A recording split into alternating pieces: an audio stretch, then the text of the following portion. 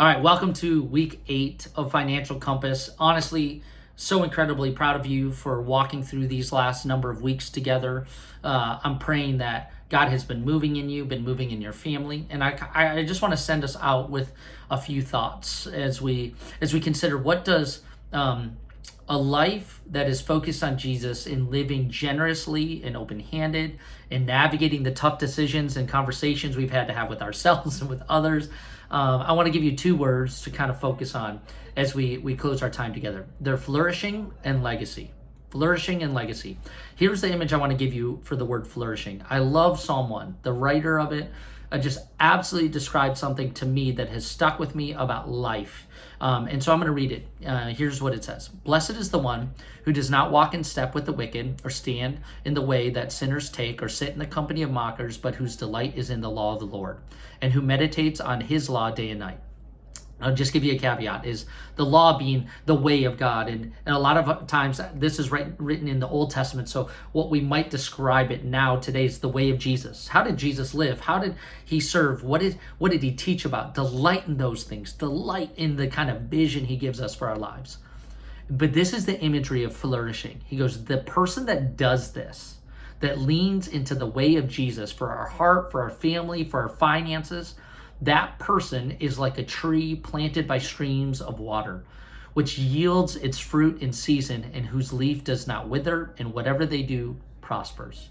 That image of the tree has always stuck with me. It'll always stick with me.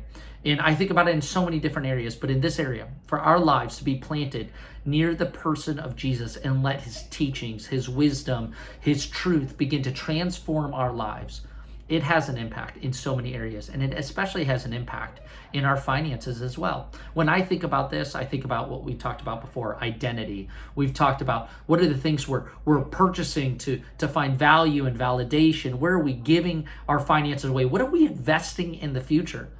Where do we flourish? I think the teachings of Jesus give vision for that. And there's even one devotional I read years ago that was called Streams in the Desert. It's the reminder that even in the desert, there are these oases. One in the Old Testament that we talk about is in Gedi. It's this oasis near the Dead Sea where there's absolute desert. There is an oasis of water that kind of springs life. People flourish when they're by the stream of water. People flourish when they experience the teachings of Jesus in their life. Even the teachings on money, which he talks about a lot because he knows the vice that it is in our lives. So flourishing is the first word. Second word is legacy. Legacy. The work that you're putting in today is going to create a legacy tomorrow. I'm going to say that again. The work that you're putting in today is going to create a legacy tomorrow. Deuteronomy 6, one of my favorite passages for families, for people who are mentoring other people. It's one of the reminders that we all are leaving a legacy. Some of you are aunts, some of you are uncles, some of you are brothers, some of you are sisters, some of you are sons and daughters, some of you are mothers and fathers or grandparents. You are leaving a legacy and you're creating it. And here's what Deuteronomy 6 says. Love the Lord your God with all your heart and with all your soul and with all your strength.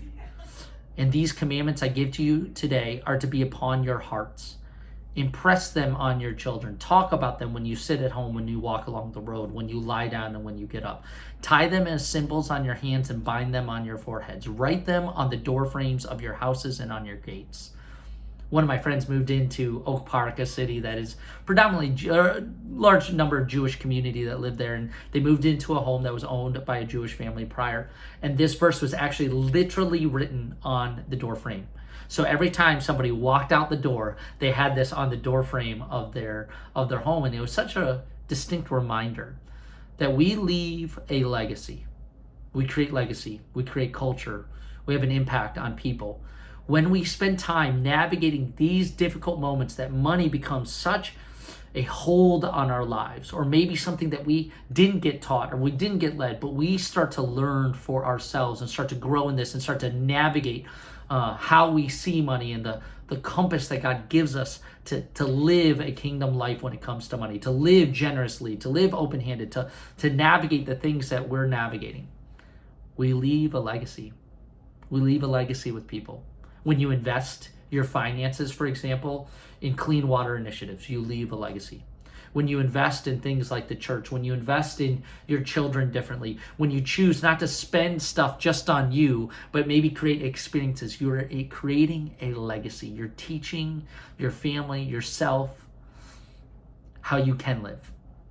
So that's part of my encouragement, is what is the vision for flourishing? And is there a legacy that you're leaving or that you want to leave? You know, I was talking about this with a friend, and she shared a devotional that she read about this recently. And she gave some questions just to kind of check our heart a little bit as we end our time together. And I wanted to offer them to you because I think they're great for me when I read them. And so I offer them to you as they were offered to me. I want you to think about this when it comes to your faith in God's ability to provide. On a scale of 1 to 10, what do you believe about God's ability to provide?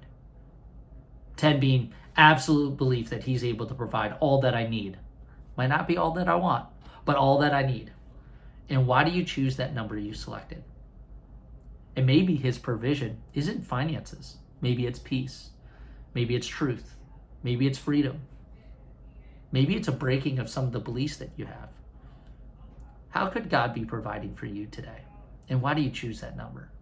And then with every one of these, what would it look like for you to maybe believe he could provide a little bit more? Maybe he isn't so boxed in as we often do. Second question, when was the last time you witnessed a miracle? And how did that change your faith?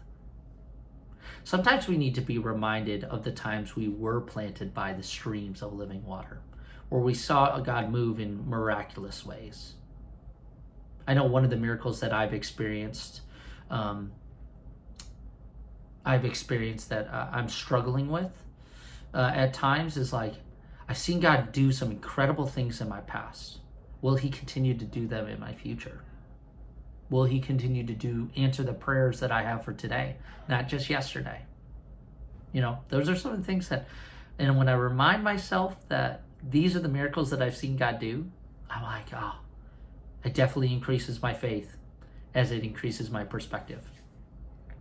The last question is, every miracle starts with a step of faith. So what miracle are you asking for from God right now? Maybe it's for your finances. Maybe it's for your identity. Maybe it's for some area that you've been holding on to, that you've been maybe wrestling with as you've navigated this. Maybe it's shame. Maybe it's guilt. Maybe there's some things that you've been telling yourself in this journey that has been really hard to unpack and unearth.